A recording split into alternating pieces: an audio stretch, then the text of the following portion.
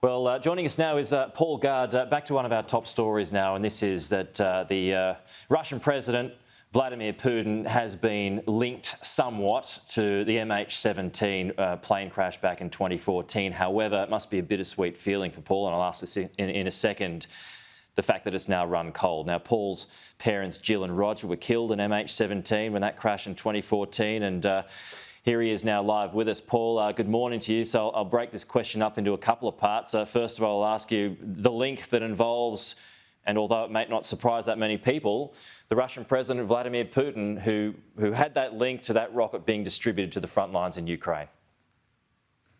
Yeah, I guess that's surprising that it did go to that high level within the Russian government all the way back in 2014.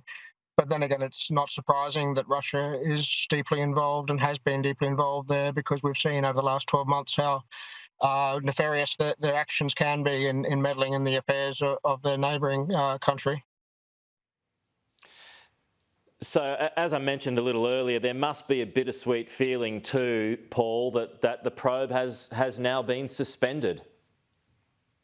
Yes, it has been a long road, and we're very grateful. All of the families are grateful to all of the investigation team for the time and effort they've put in to establishing the facts of what happened. And I think that's probably the most important thing coming out of the investigation, was just that a lot of evidence has been produced with those, basic proof that of what happened, and not necessarily why it happened, but certainly a lot of the people involved. So, with everything that's been said and done, Paul, and bearing in mind that you had three people, 2 Russians and a Ukrainian last year, who were convicted in absentia, they're unlikely to ever see jail time, but they still had that conviction from afar.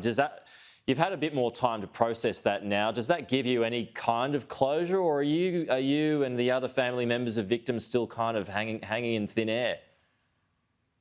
Well, I'm sure there are some families that are still disappointed. Personally, I've always put the blame of the loss of my parents' lives on the war itself, and I would prefer that the focus be on trying to resolve that conflict. Having said that, I think the trial was very useful for, firstly, as I said, establishing all the facts of what happened, and secondly, potentially providing some disincentive or deterrence from other people who might think about getting involved in this sort of war or doing this sort of heinous act.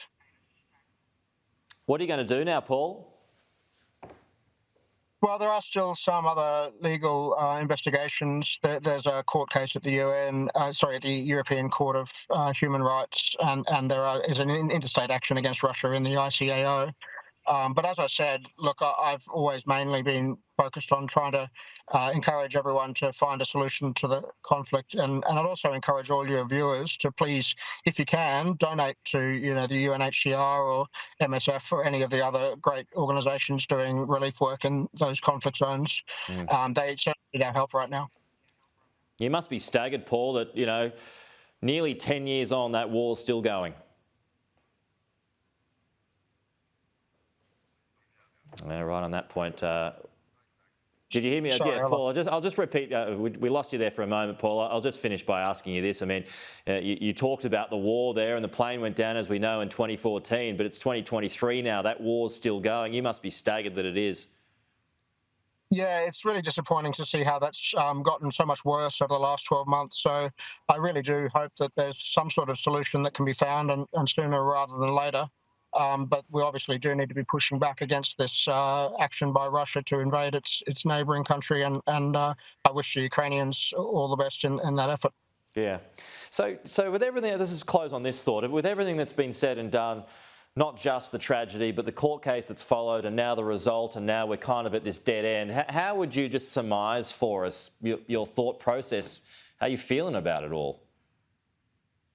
Well, I think it has been a long road, but I'm glad that the effort was put into this investigation, and I do appreciate all the efforts that they put into establishing those facts and finding a court that had jurisdiction to prosecute. So I think the team has done great work, and also appreciate the support of the Australian government to all the families over the years. We have appreciated a lot of support. Okay, Paul Gard there, the son of the MH17 victims, as we just identified. Appreciate your time though, Paul. Thanks as always. We'll talk to you again soon.